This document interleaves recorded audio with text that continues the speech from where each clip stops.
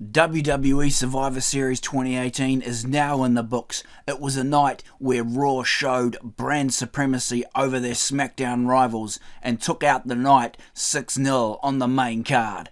We had champions versus champions. We had women trying to rip each other's heads off with kendo sticks and steel chairs. And we had teams of 5 striving to survive. Let's go check out all the action from WWE Survivor Series.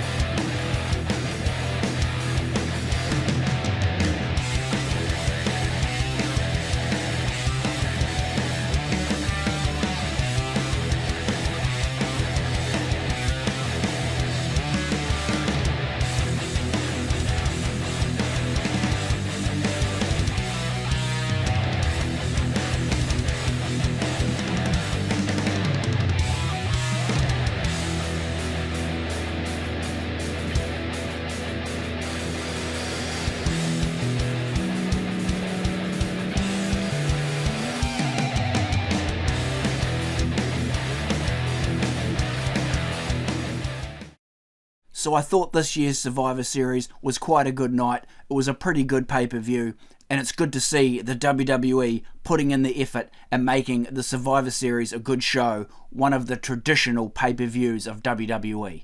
So as I say, a pretty good night here at Survivor Series. Quite pleased with what we got here on the card. You're always going to have a couple of lackluster matches on the card here and there, but I thought the standout matches of the night were definitely the 5-on-5 Raw Men's Survivor Series match. That one had a lot of turmoil with the Raw superstars turning on each other mid-match. Raw just totally imploding on themselves there. And it was great to see those one-on-one matchups between the members of SmackDown and Raw that you don't usually get to see now, of course, with the two brands being split. So this was a very good match in my opinion. Also, the main event, Daniel Bryan versus Brock Lesnar. Now, this was good. It wasn't your typical Brock Lesnar match where it was all over in 5 minutes with 100 suplexes. Yes, it did start that way, but Daniel Bryan did fight his way back into the match with his new crazy kind of persona, you might say, that he's coming out with, and we'll get to that in just a minute. But it was great to see. The first half of the match was Brock, and then Daniel Bryan really came back, and I mean he really came back. You got to see this match where he's kicking Brock Lesnar in the head, in the body, all over, and he's kicking him hard. He was really getting him back for taking those suplexes. It was really cool to see. But in the end, it was the beast Brock Lesnar who took this match with an F5 to Daniel Bryan, and it was good to see that Daniel Bryan didn't kick out of like 10 F5s. Just so sick of seeing that. This was a much better match in terms of a Brock match. Almost match of the night. But back to Daniel Bryan's new sort of crazy wild-eyed persona. I think it's good that they're doing this. I think if he just carried on being a face and trying to replicate what they did back after WrestleMania 30, it just wouldn't have worked. He had already done the whole B-plus player thing, David versus Goliath, small man versus big man. That had all been played out at WrestleMania 30 already. So with him now being WWE Champion, if he had just tried to go on, continue being a face, I don't think it would have worked.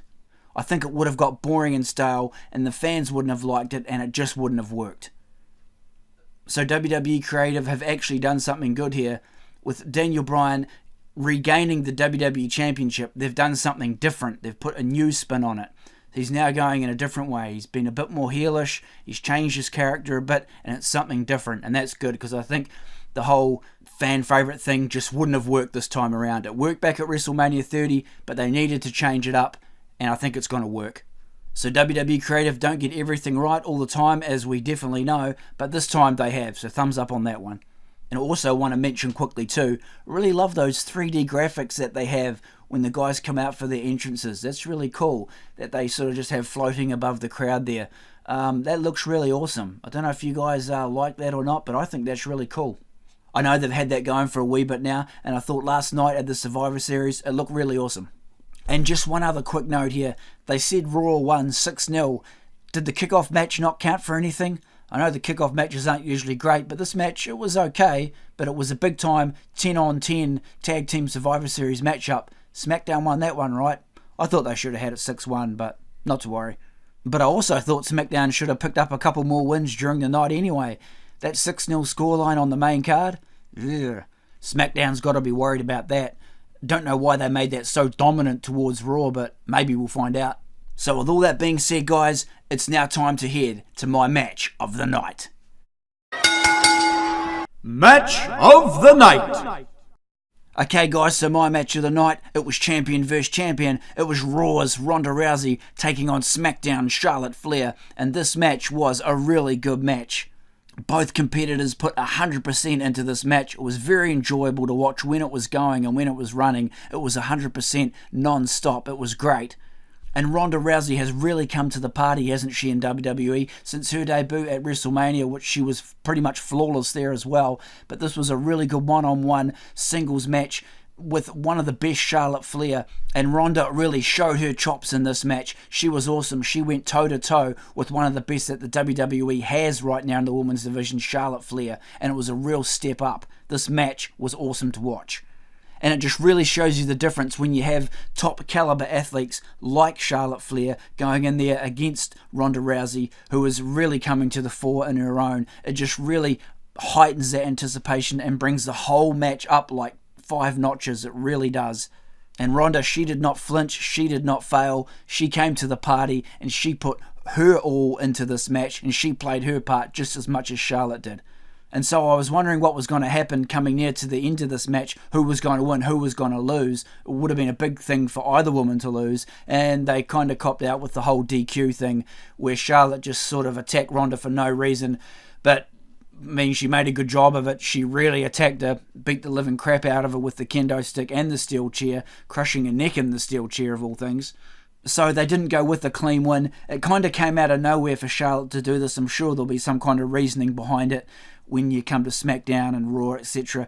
But this was quite possibly the same ending they would have gone with if Becky Lynch had have taken on Ronda Rousey in the match as was originally planned. It probably would have ended the same way, I would have guessed, and Becky would have come out looking the hero, just as Charlotte did. And the funny thing here, for the first time in her WWE career, Ronda Rousey was booed after the match. She had welts and scars and she was bleeding, and she had the tar literally beaten off of her, and the crowd didn't really care, and they were yelling out, "You deserve it," but not in a good way to Ronda Rousey, and chanting, "Thank you, Charlotte." It was quite unbelievable, really, but the crowd did turn on Ronda, so will we see Ronda go heel now? I could actually see her playing a pretty good heel character, whether she does or not, but I could definitely see her pulling that off. So we'll just see what happens. But a really good night. And this match, when it was going full steam ahead, man, this thing was good. Really good match.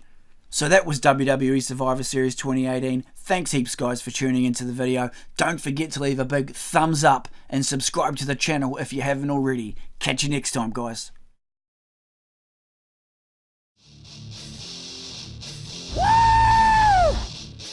Thanks heaps, guys, for tuning into the video. Be sure to drop a scorpion death drop on that like button and subscribe to the channel for more awesome pro wrestling action from the WWE, the WCW, and much more.